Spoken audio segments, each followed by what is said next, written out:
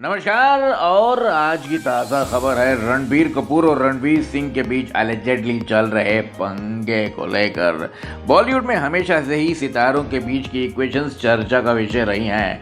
हाल ही में रणबीर और रणवीर को लेकर कई तरह की अफवाहें चल रही थी, जिसमें उनके बीच ईगो क्लैश की बातें कही जा रही थी। लेकिन अब एक करीबी सोर्स ने इन सब अफवाहों को गलत बताया है। सोर्स के अनुसार रणबीर और रणवीर के बीच कोई दुश्मनी नहीं है, ये सारी बातें पुरानी सोच पर बेस्ड हैं।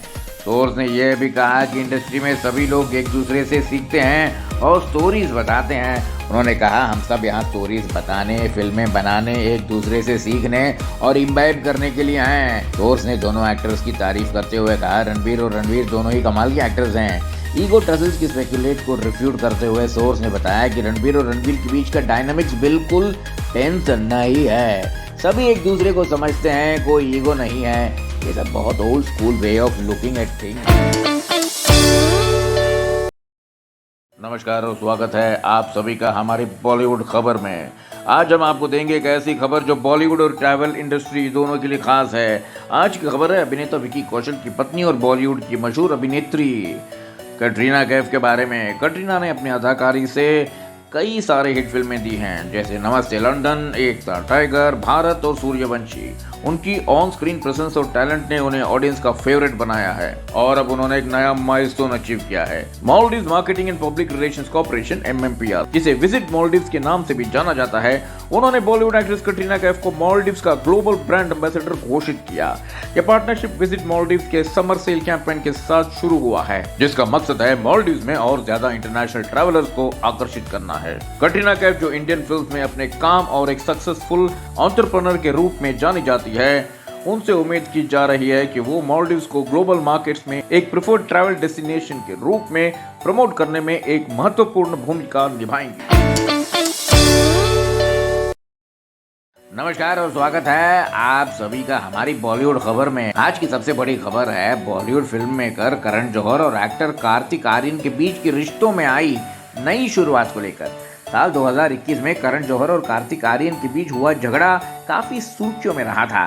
कार्तिक को करण की फिल्म दोस्ताना 2 से बाहर कर दिया गया था और उन पर अनप्रोफेशनल होने के आरोप लगे थे। लेकिन अब करण जौहर ने इस पूरे मामले पर अपनी चुप्पी तोड़ी है और बताया है कि उन्होंने और कार्तिक ने अपने डिफरेंसेस भुला दिए हैं। उन्होंने कहा कि वे पिछली बातों को पीछे छोड़कर नई शुरुआत कर रहे हैं। करण जौहर ने हाल ही में दिए गए एक इंटरव्यू में बताया, हमने आपस में इस पर बात की, हल निकाला और जो बीत गया उसे बीत जाने दिया। करण ने कार्तिक की तारीफ करते हुए कहा, कार्तिक आज एक बेहद मेहनत करने वाले बहुत कनेक्टिव बड़े स्टार हैं, जिनकी ऑडियंस बेस बहुत बड़ी है और उन्हें स्क्रीन प्ले की बहुत अच्छी समझ है। उन्होंने आगे बताया, हम दोनों मिले, कोलैबोरेट किया और एक साथ आने का फैसला किया। सब ठीक था, सब अच्छा था। कार्तिक ने यह भी माना कि उनके और कार्तिक के सबके एक दूसरे के इश्यूज रहे हैं। करण जौहर ने कहा कि बॉलीवुड एक छोटी इंडस्ट्री है जिसे वो एक फैमिली की तरह देखते हैं। नमस्कार, आज हम बात करेंगे बॉलीवुड की सबसे बड़ी मल्टी स्टारर फिल्म हाउसफुल 5 की, जिसकी कास्ट को लेकर एक बड़ी खबर सामने आई है। हाउसफुल 5 में अक्षय कुमार, अभिषेक बच्चन, रितेश देशमुख, संजय दत्त जैसे बड़े सितारे हैं। यह बॉलीवुड की सबसे बड़ी मल्टी स्टारर्स में से एक है।